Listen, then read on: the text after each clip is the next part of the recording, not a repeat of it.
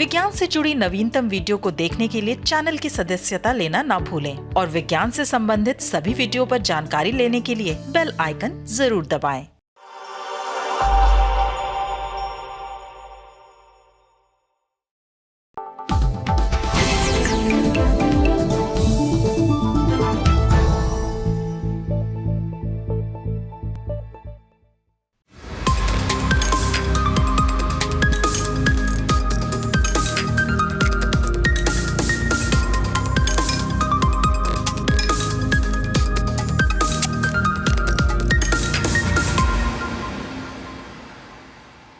नमस्कार, स्वागत है आप सभी का इंडिया साइंस के साप्ताहिक कार्यक्रम साइटेक में और मैं हूं आपके साथ अंजलि चौहान। आज के एपिसोड में जानेंगे चॉकलेट के स्वाद का विज्ञान और धरती पर गिरने वाले ब्रह्मांडीय धूल के बारे में। तो देर किस बात की, चलिए शुरू करते हैं आज का साइटेक। चॉकलेट का स्वाद लगभग सभी को पसंद होता है, फिर चाहे वो बच्चे हों या फिर बुजुर्ग। लेकिन क्या आप ये जानते हैं कि आखिर इस चॉकलेट को स्वाद कैसे मिलता है? नहीं? तो चलिए आज आपको चॉकलेट के स्वाद के विज्ञान के बारे में बताते हैं।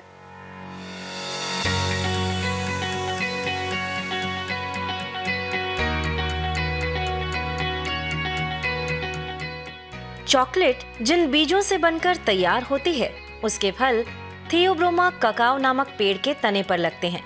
पेड़ों से तोड़कर इन चमकीले रंग के फलों को खोलकर अंदर से उनका गूदा और बीज निकालकर अलग कर लिए जाते हैं। बीजों को बीन्स कहते हैं। इसके बाद बीन्स को 3 से 10 दिन तक किण्वन यानी कि फर्मेंटेशन के लिए छोड़ा जाता है। किण्वन पूरा हो जाने के बाद इन्हें धूप में सुखाया जाता है और सूखे हुए बीन्स को भुना जाता है। इन्हें चीनी और कभी कभी सूखे दूध के साथ इतना महीन होने तक पीसा जाता है कि मुंह में रखने पर दोनों के कण अलग अलग महसूस न हो। इस रूप में आने के बाद यह मिश्रण चॉकलेट बार, चॉकलेट चिप्स या अन्य किसी भी रूप में चॉकलेट के उत्पाद बनाने के लिए तैयार होता है।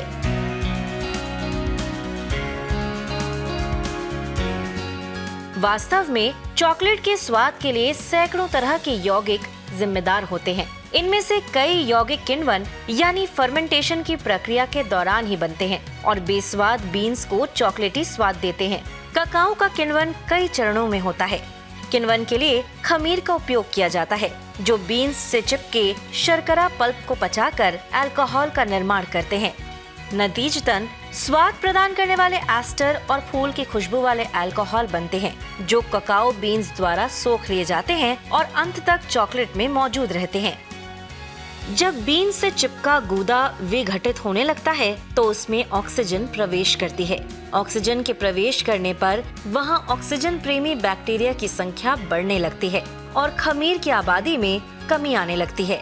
इन ऑक्सीजन प्रेमी बैक्टीरिया को एसिटिक एसिड बैक्टीरिया के नाम से भी जाना जाता है, क्योंकि ये खमीर द्वारा बनाए गए अल्कोहल को एसिटिक एसिड में परिवर्तित करते हैं।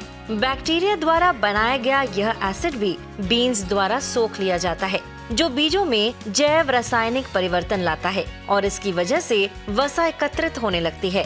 कुछ एंजाइम प्रोटीन को छोटे छोटे पेप्टाइड्स में तोड़ देते हैं, जो भुनने के दौरान चॉकलेटी महक देते हैं। कुछ अन्य एंजाइम ऑक्सीकरण रोधी पॉलीफेनॉल, जिसके लिए चॉकलेट प्रसिद्ध है, को तोड़ देते हैं। नतीजतन इसकी खासियत के विपरीत अधिकांश चॉकलेट में बहुत कम पॉलीफेनॉल्स होते हैं। किसी किसी चॉकलेट में तो पॉलीफेनॉल्स होते ही नहीं।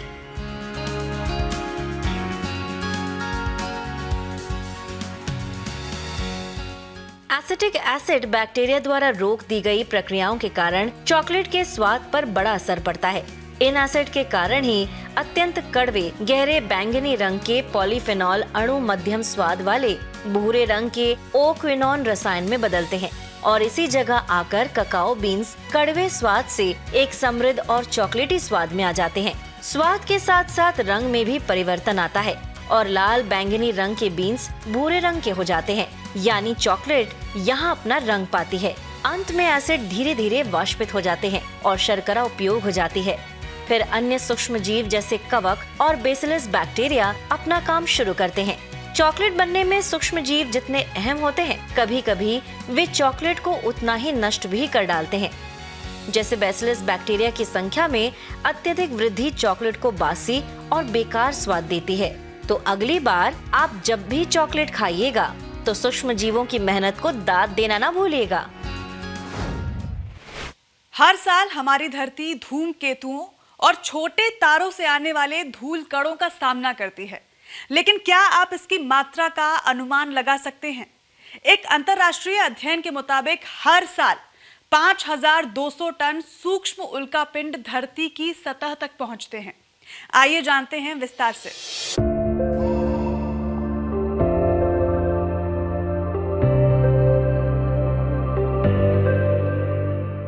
फ्रांस के CNRS यानी national centre for scientific research, Paris Saclay विश्वविद्यालय और national museum of natural history के वैज्ञानिकों ने फ्रेंच पोलर इंस्टीट्यूट के सहयोग से धरती पर गिरने वाली ब्रह्मांडीय धूल की मात्रा निर्धारित की और पाया कि हर साल 5200 टन धूल सूक्ष्म उल्कापिंडों के रूप में गिरते हैं। ग्रहों के बीच के ये धूल कण धरती के वायुमंडल से गुजरते हैं और उल्का को जन्म देते हैं।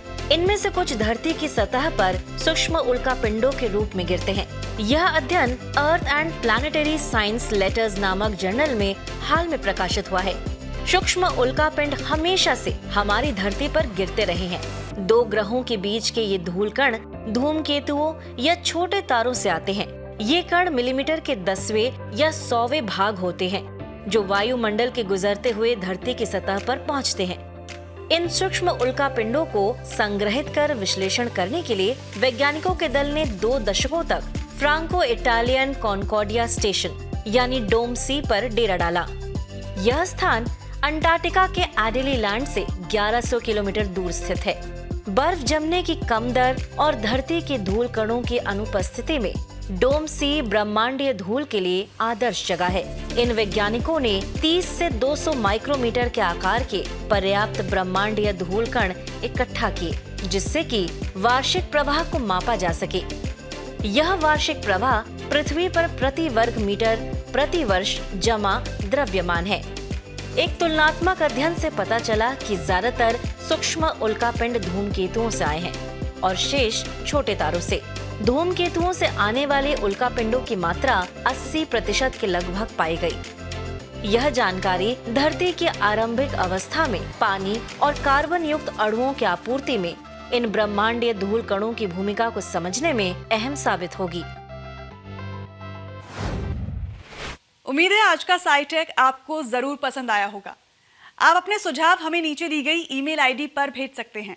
साथ ही विज्ञान से जुड़ी तमाम जानकारियों के लिए इंडिया साइंस को फॉलो और सब्सक्राइब करना ना भूलें। तो आज के लिए सिर्फ इतना ही। मुलाकात होगी साइटेक के एक नए एपिसोड के साथ। तब तक के लिए इजाजत दें। नमस्कार।